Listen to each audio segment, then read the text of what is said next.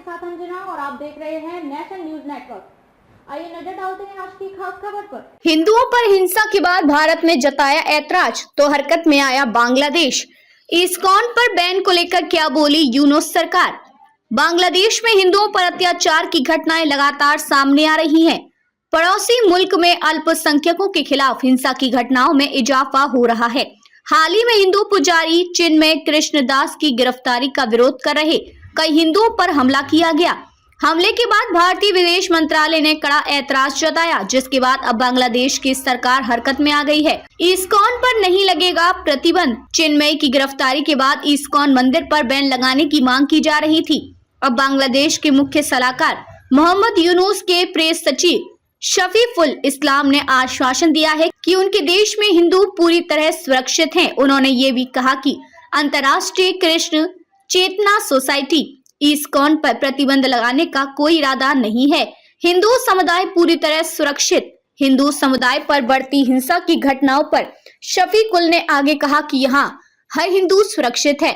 शफीकुल इस्लाम ने कहा कि हिंदुओं पर अत्याचार की झूठी खबरें फैलाई जा रही हैं और मेरा अनुरोध है कि कोई भी बिना जमीनी स्तर को जाने गलत जानकारी साझा ना करे। शफीकुल ने आगे कहा कि मैं मानता हूं कि पहले थोड़ी हिंसा हुई थी, लेकिन अब स्थिति सामान्य है। जयशंकर ने दिया था बयान। विदेश मंत्री एस जयशंकर ने शुक्रवार को संसद को सूचित किया कि केंद्र सरकार ने हिंदुओं और अल्पसंख्यकों के खिलाफ हिंसा की घटनाओं को गंभीरता से लिया है और बांग्लादेश में अंतरिम सरकार के साथ अपनी चिंताओं को साझा किया है। उन्होंने आगे कहा कि अल्पसंख्यकों सहित नागरिकों के जीवन और स्वतंत्रता की रक्षा करना बांग्लादेश सरकार की जिम्मेदारी है।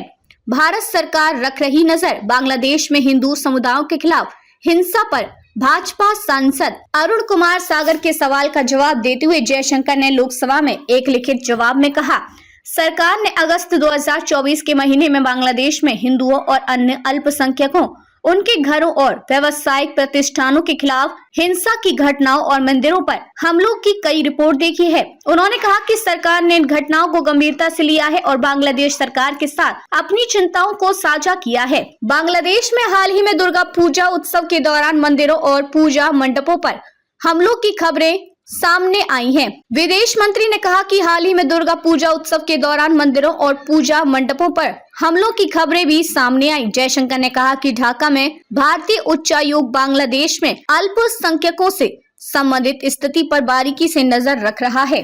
खबरों में अब तक के लिए बस इतना ही। फिर होगी आपसे मुलाकात ऐसे एक खास खबर के साथ। तब तक के लिए नमस्कार और देखते रहिए नेशन न्यूज नेटवर्क।